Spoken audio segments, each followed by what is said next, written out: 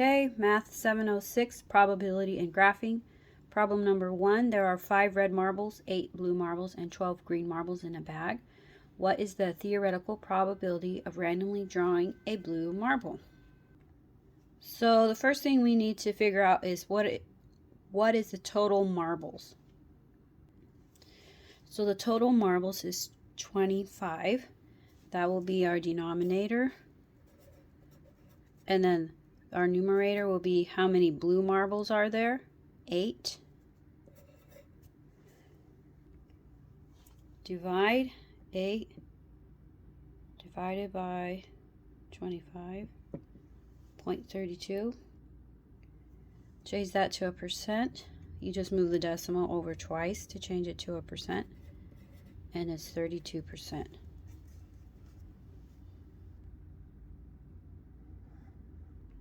Okay, problem number 2. What's the theoretical probability of randomly drawing either a green marble or a blue marble? Again, the total marbles is 25. That will be our denominator. Green, 12 green. This word or, that means you're going to add. So remember, the word or means add. So we're going to add. Blue marble, how many of them are blue marbles? 8. The denominator stays the same in this problem. 12 plus 8 equals 20 over 25. Okay, so we're going to divide 20 by 20 by all right, 20 divided by 25. There's the answer. That gives us 0.8. Change that to a percent. You just move the decimal over twice, making it 80%. Okay, problem number 3. Same question, but with different colors. Red. How many of them are red? And then blue. How many of them are blue? This and then phrase, remember that what that means? It means multiply. Okay, remember up here, or means add, and means multiply. So let's write the problem. Okay, so here's 5 red out of a total of 25, and then this fraction gets a little tricky. The blue marbles is 8. But since we took out a red marble, this total goes down to 24. 5 times 8 is 40. 25 times 24 is 600. Change that to a decimal. 40 divided by 600. You get 0.0666. Change that to a decimal, so move this over twice. It's going to be about right there, which equals 6. This 6 rounds up because this is greater than 5, so it rounds this one up to 7%.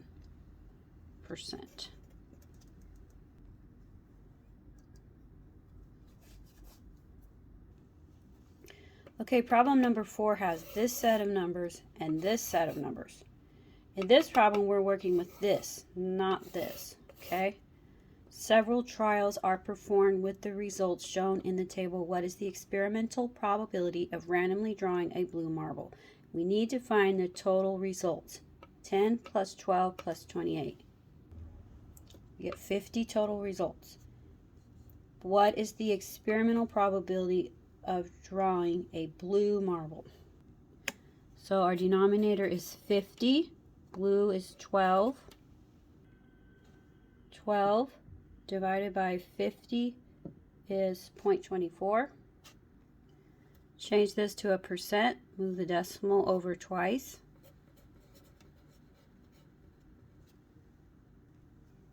24%.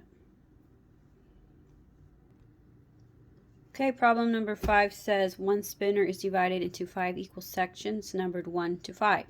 A second spinner is divided into 7 equal sections numbered 6 to 12. How many total outcomes are there if both spinners are spun? So the question is, how many total outcomes? To find total outcomes, to find the total number of outcomes for 2 or more events, multiply the number of outcomes for each event together. So that would be 5 outcomes for this spinner and 7 outcomes for this spinner. And the answer is 35.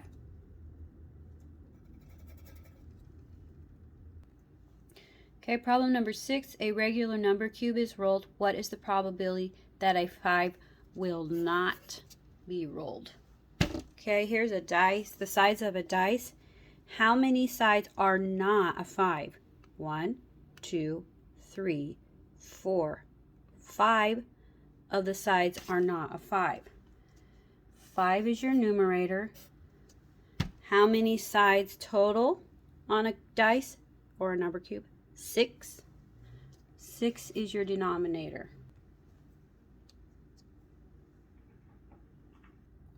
So 5 numbers are not the number 5, and this total sides or numbers goes on the denominator.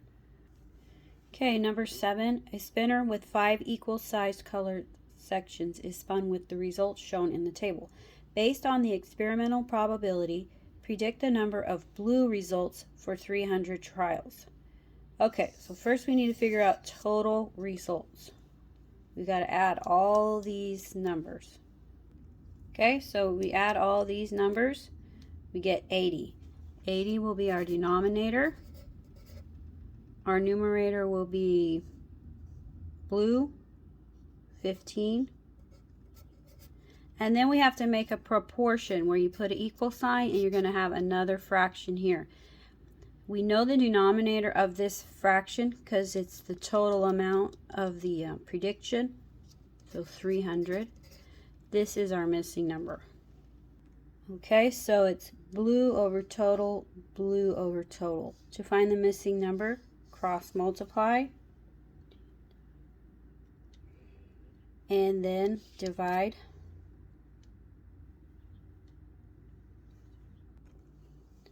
And the answer is 56.25. As you can see over here, that number is not listed because there's an error in the study printing. So we're just going to write our answer right there. Okay, a coin is flipped and a number cube is rolled. What is the sample space for this experiment? If you remember, one way you can check yourself is to find what would the total outcomes be. To find total outcomes, you multiply the results from each sample. So it would be 2 results here and 6 results here. You have a total outcome of 12. The only one in this list that has 12 outcomes is this one. Okay. Heads, tails, and then and when you flip a head, you could also roll a 1, 2, 3, 4, 5, 6. Flip a tail, roll a 1, 2, 3, 4, 5, 6. Here are the sample. Okay, well, this is what it looks like in a Venn diagram. The coin, the dice together, there's 12 outcomes. Okay, problem number 9. There are 5 different colored cards in a hat: red, blue, green, yellow, black. A card is randomly drawn and not replaced. Then a second card is drawn. What is the probability that the first card will be red and the second card will be blue? Okay, there's 3 things we need to know: total, red, and blue. There's 5 total. 1 of them are red, 1 of them is blue. So our fraction will have a denominator of 5 for the total red. Remember what this "and" means. That means you're going to multiply. And then here's another tricky thing. Since we took out a red and we didn't put it back, it doesn't say we replaced it, then our total went down to 4. And blue is still 1 here. That gives us 1 over 20. 1 divided by 20 is 0.05. Move the decimal over twice to change it to a percent. 5%. Okay, problem number 10. What point is located at 3, -3? Remember that the first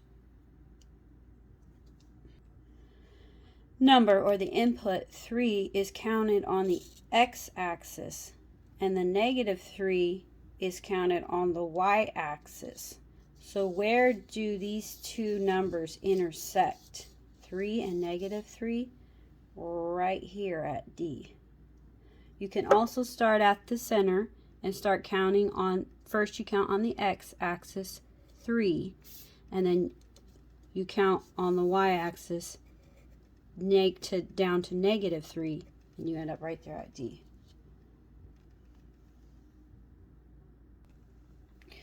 Okay, problem number 11. What are the coordinates for point A? Remember that these are your x-axis and these are on your y-axis. On the x-axis, A lies on the 2, and on the y-axis, A is at -4. So it would be 2, -4. And if you want to count, you always start from the center, and you always start counting on the x-axis first. So you're going to go over 1, 2, and then to get to the point, you're going to have to go down 1, 2, 3, 4. So +2, -4.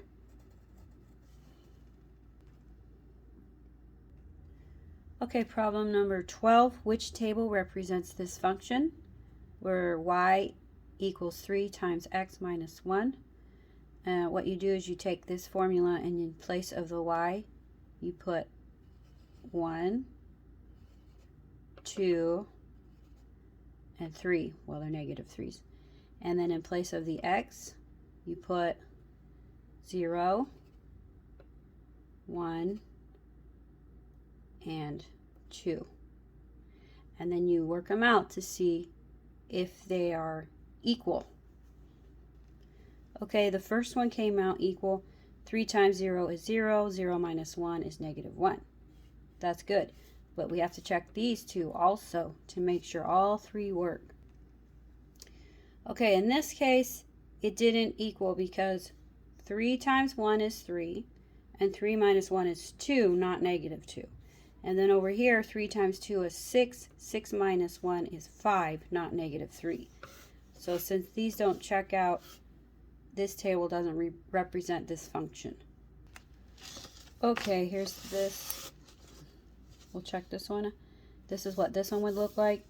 The y's are 1, 2, and 5, and the x's are 0, 1, and 2. Now we have to work them out to see if they check. Okay, in this one, 3 times 0 is 0. 0 minus 1 is -1. These two are exactly the same, and they checked out. But moving on, see if the rest of them check out. 3 times 1 is 3. 3 minus 1 is 2. That checks out. 3 times 2 is 6. 6 minus 1 is 5. That checks out. All of these check, so this is the table that you want to choose for this function. Okay, problem number 13. What is the equation of the function that is graphed as line B? Here's line B. First, let's talk about slopes. Anything slanting in this direction is positive, slanting in this direction is negative. Okay? So we can tell that B, it has positive slope. Your equations show slope right here, the number that is by the x, because of this formula right here where it's called the slope intercept. This is the slope, this is the y-intercept form. So your slope in this form is always found right by the x. Okay, we can see out of these we have a negative slope. We're going to cancel that one out because B is positive. Okay, next we need to talk about what slope is in relation to a line like these. To find slope, you put rise over run. Okay, To count rise over run, you count from, look at the line, find some definite corners here. See, here's some definite corners. This is not a good corner. This is not a good corner. We got good corners here and here. Identify some good corners so that you can connect the corners by rising and then running. You rise going up and then you run going across. Rise, 1, run, 2. So the rise is positive 1 and the run is positive 2. Okay, rise, run. Okay, so our slope is going to be 1 over 2. So it could either be this one or this one. That eliminates that one. Now it's a toss-up between positive 1 or negative 1. Remember, this number is the intercept, the y-intercept. So find out where the line goes through the y-axis. Where is this line going through the y-axis? Positive 1, right? Not negative 1, positive 1. So the y-intercept is positive 1. So it's not going to be that one. It comes down to this one right here. The slope is positive 1 over 2. And the y-intercept is 1. Okay, problem number 14. What is the slope of line A? Remember, anything slanting in this direction is positive. Anything slanting in this direction is negative. So A is going to be a negative slope. So we can cross off this one. Now we got to count rise over run. So looking at line A, find some good corners. Here's a good corner. Oh, every square has a good corner on line A. So we're going to count a lot of steps here. We're going to rise 1, run negative 1. That's what makes it a negative slope. Rise 1, run negative 1. So we're rising 1, that's positive, and then we're going left 1, making it, the run is negative 1. Okay? And that simplifies to just negative 1. So your slope of line A is negative 1. Okay, problem number 15. What is the slope of the line that passes through these points? This is different than what we talked about. They show a graph here. Here they only show numbers. When they show only numbers, you have to memorize this formula. Memorize it. Because when you get to the test, we can't give you this formula. You have to have it in your head, okay? y2 minus y1 over x2 minus x1. Okay, what are these numbers? There's four letters, and there's 4 numbers. Where do the 4 numbers go in the formula? y2 is always the last number, so negative 2. y1 is always in the first set, the second number in the first set.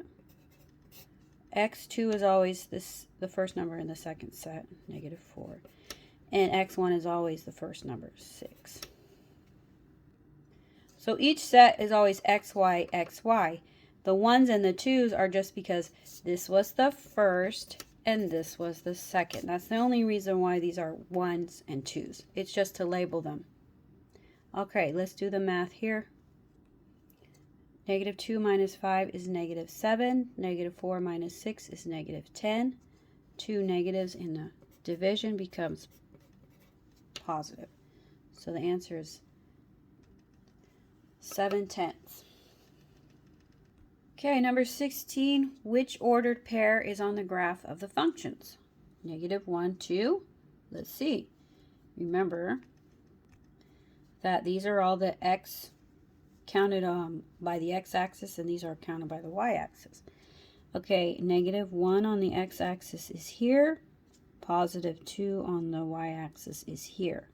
So where they cross is right here. You can also do the counting where you start in the center and you go on the x-axis first. -1, +2, go up. You'll end right here. As you can see, this point isn't on either line, A or B. So it is not on the graph of the functions.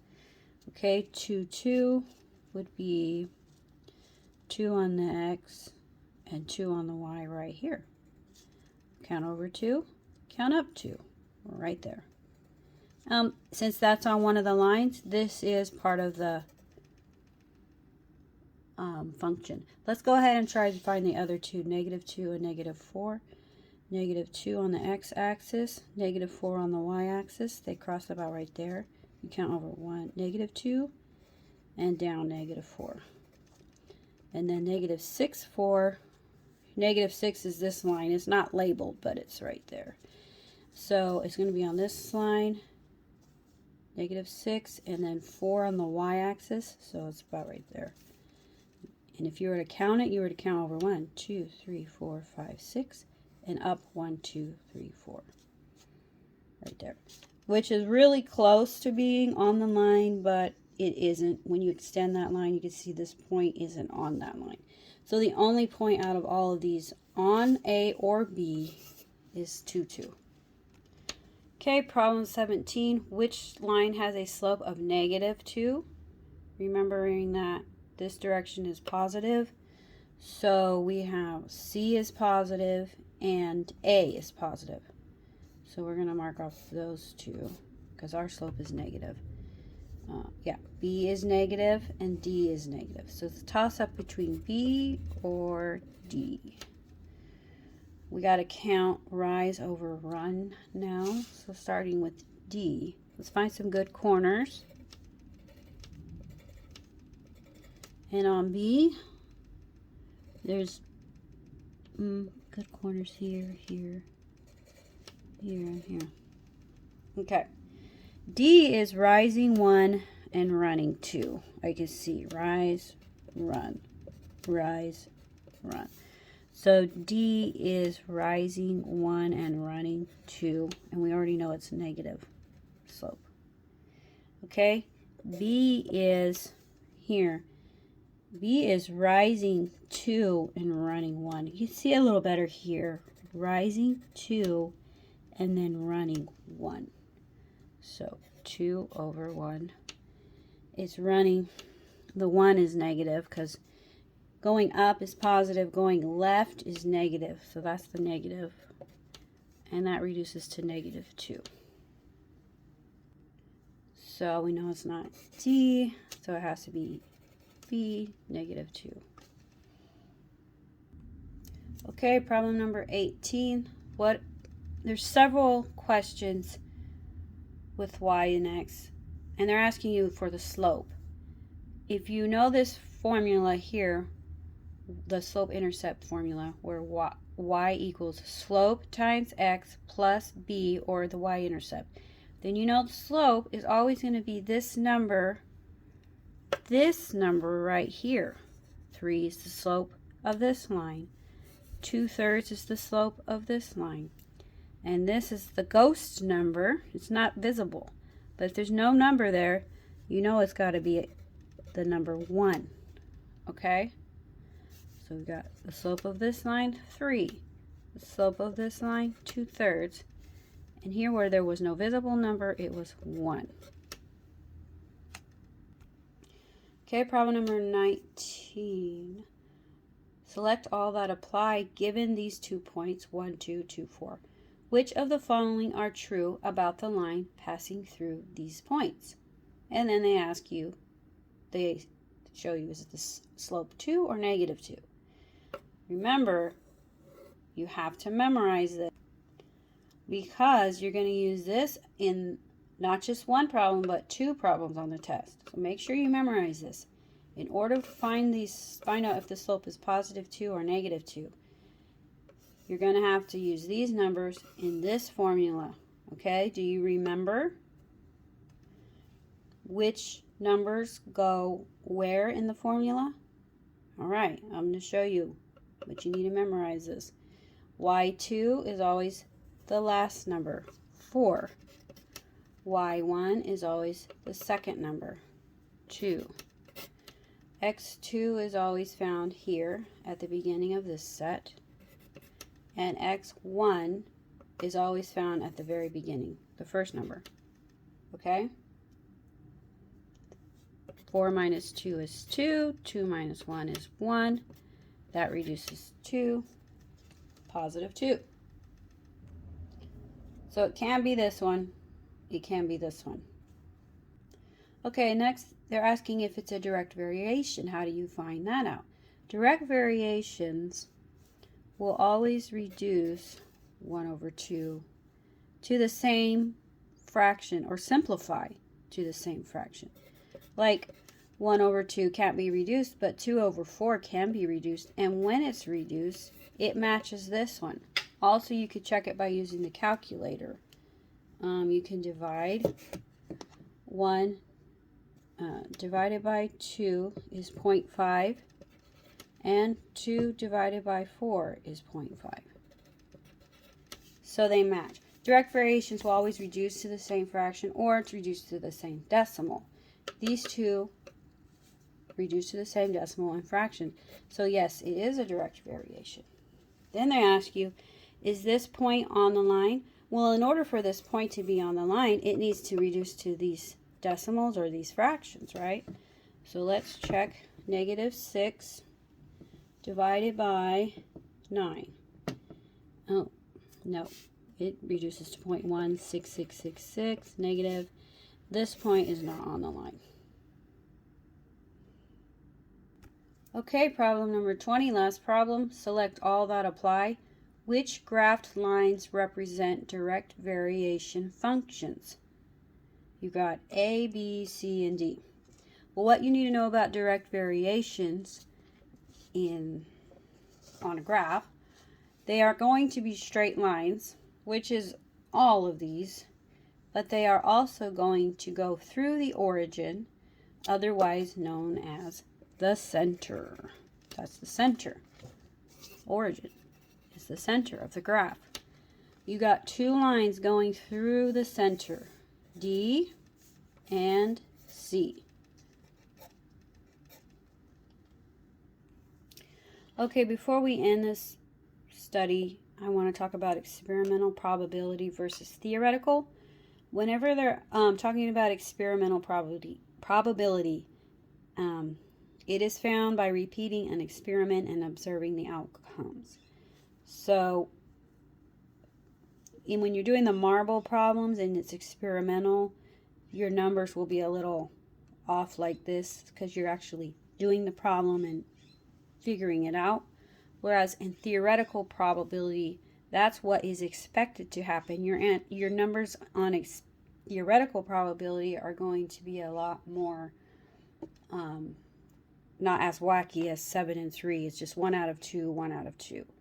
Okay? So what you predict is going to happen before you do the experiment. You're like, predict I'll probably land on heads 5 times and I'll land on tails 5 times if I'm going to do it 10, But in all actuality, when you did it, you landed on heads 7 times and heads 3 times. So experimental, the numbers are going to be a little more wacky, and theoretical, the numbers are going to be more predictable. Okay? Okay, that's the end.